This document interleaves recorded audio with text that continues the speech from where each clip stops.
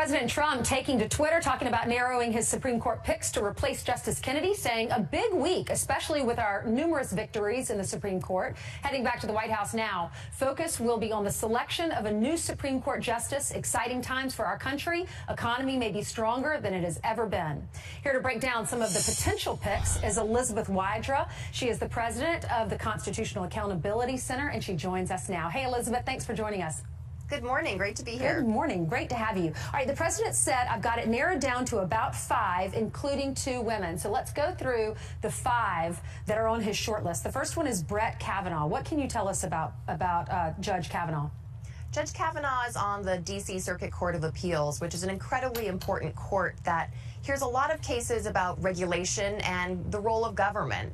And especially when we think about all of the potential big issues that could relate to the president and get before the Supreme Court, someone who has ruled on the limits of presidential power, whether a president may, he comes from a court that has dealt with issues about whether presidents can be subpoenaed or not, so that could be a big deal. What about Judge Raymond Kethledge? Judge Kethledge is on the 6th Circuit Court of Appeals. He was a short lister last time, and I think one of the things that we can know about him and all of these other candidates on the short list is that President Trump promised in his campaign specifically someone who would overturn Roe versus Wade. So even if they don't have a strong record on that issue, that was one of his arguably most important campaign promises. So we assume he'll follow through. Well, we'll see. They could be the swings because both of them clerked for Justice Kennedy. All right, the third one is Amol Thapar. What do we know about him? So he's pretty much a brand new judge on the 6th Circuit. President Trump appointed him. He was one of the first nominees pushed through the Senate. And again, very little paper trail. That's kind of been the trend with some of these candidates. Okay. So that's why it's pretty important to look to the president's litmus test that he put forth in the campaign to know what they're going to really be like. Real quickly, Joan Larson and Amy Coney Barrett, those are the 2 women. Can you quickly tell us about those 2?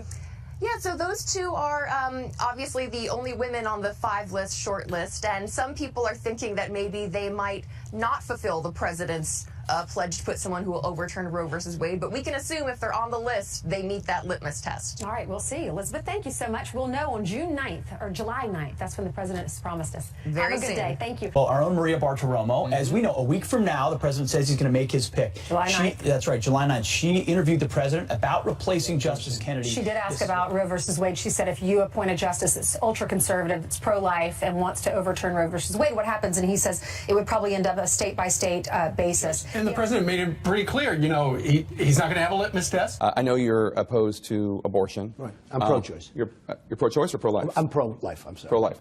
So how important is that issue to you now when President Trump picks Supreme Court justices? Would that be a litmus test? It is. It is. When you're thinking about your Supreme Court nominees and the list that you're putting together, is there any sort of litmus test, for example, past rulings on abortion that you might be considering? We're going to look at that. We're going to look. It's going to be pro-life.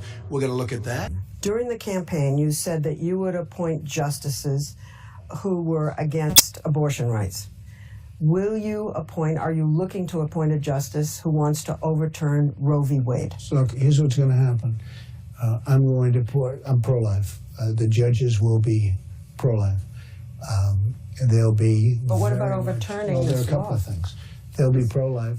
But having to do with abortion, if it ever were overturned, it would go back to the states. So it would go back to the states. Some women won't be able to get an abortion. No, it'll go back to the states. By state? No, some. Yeah. Well, they'll perhaps have to go to another state.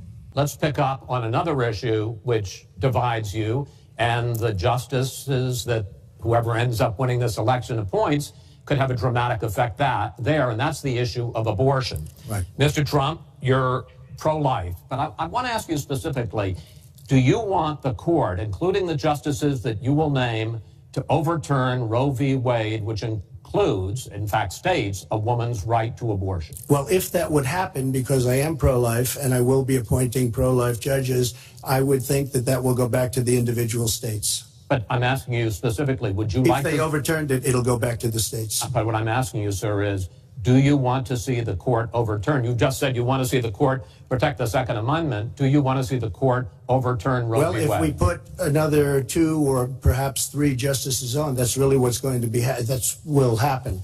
And that'll happen automatically, in my opinion, because I am putting pro-life justices on the court.